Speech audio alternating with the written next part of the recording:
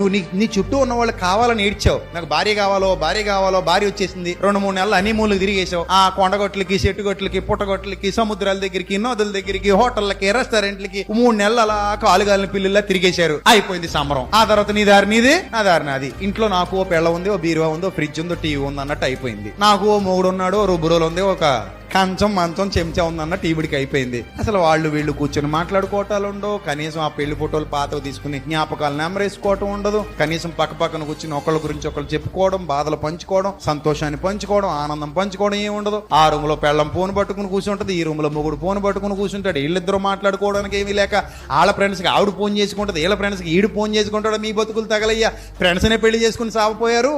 మీరిద్దరు పెళ్లి చేసుకుని మీరు మాట్లాడుకోకపోతే మీ ఇద్దరు ఒక కొంపలో కూర్చుని కాపురం ఏం చేయమలా పెడతారు, నాకు అర్థం కాదు.